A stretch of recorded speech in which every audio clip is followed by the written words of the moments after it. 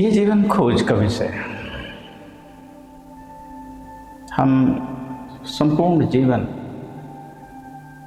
खोजते रहते हैं, कभी अपने को और कभी अपने अभीष्ट को। आइए कबीर को सुने और कबीर से आपको समझ में आएगा कि इसका मर्म क्या है। कबीर कहते हैं, जिन खोजा तिन पाइया गहरे पानी बैठ, और मैं बपुरा बोड़न डरा रहा किनारे बैठ। आप चाहते तो हैं कि मिल जाए मुझे चीजें, आपका लक्ष्य, आपका अभीष्ट प्राप्त हो जाए, लेकिन आप में हिम्मत नहीं है।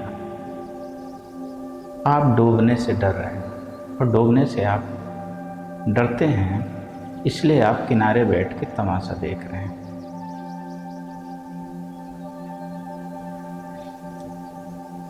अगर आप डूबने से डरेंगे तो फिर आप खोज नहीं पाएंगे। न तो खुद को कभी खोज पाएंगे, न खुद के बारे में कभी पता लगा पाएंगे, और न ही अन्य जो चीजें आप सोच रहे हैं कि जीवन में मिले, न ही उनको खोज पाएंगे। ये हमारा संघर्ष है और ये हमारी जिज्ञासा है जो हमको अभीष्ट देती है। जब तक आप अपनी हड्डियों को दधीच की तरह गलाएंगे नहीं, तब तक आप इस संग्राम को जीत नहीं पाएंगे।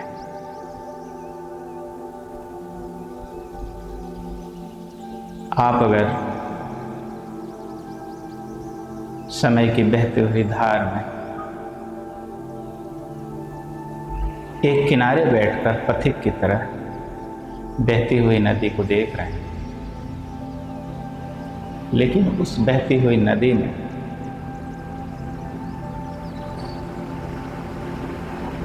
कूदने की हिम्मत नहीं कर पा रहे।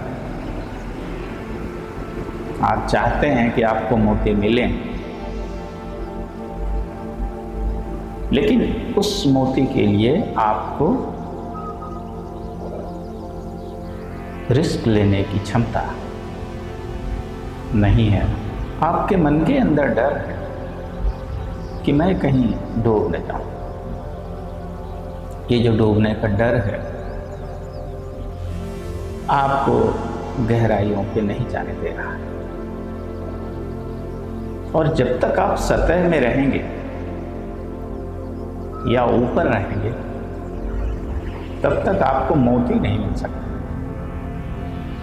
सतह पे मोती नहीं मिलते। सतह पे लहरें, जो लहरें किसी व्यक्ति को सिर्फ ऊपर ऊपर हिलाती हैं, वो व्यक्ति लहरों के थपेड़े में जहां लहरें ले जा रही हैं, समय के हवाले करके आपने अपने खुद को छोड़ दिया है, अपने आप को छोड़ दिया है, और वो लहरें आपको जहां ले जा रही हैं, उन लहरों के साथ में आप चल रहे हैं। और आपने इस भटकाव को अपनी नियत मान लिया है कि जीवन आपसे यही कराना चाहता है।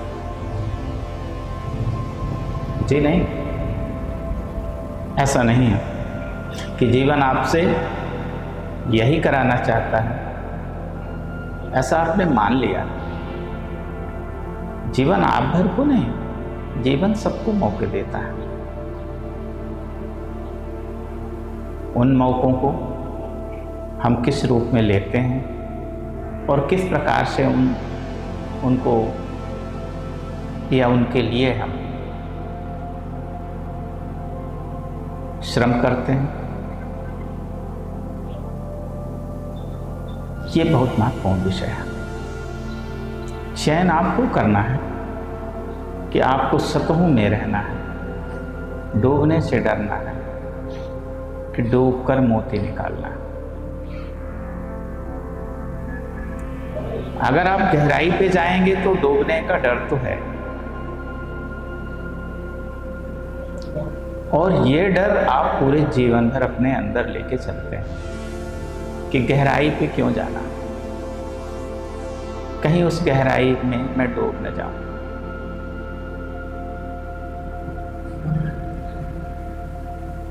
लेकिन गहराई में जाने के अलावा आपके पास कोई विकल्प नहीं। आप कोई ऐसा व्यक्ति इस संसार में नहीं बता सकते जिसने कुछ प्राप्त करने के लिए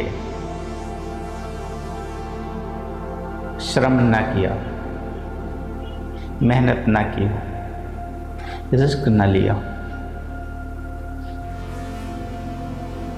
ये रिस्क आपको बड़ा बनाता है कभी कभी, और इसके बिना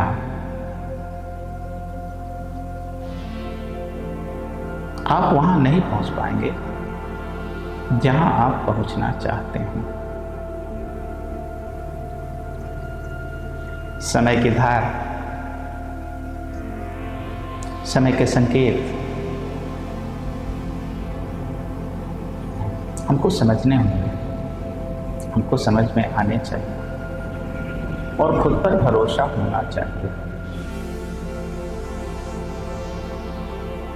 और हर काम ये सोच के करना चाहिए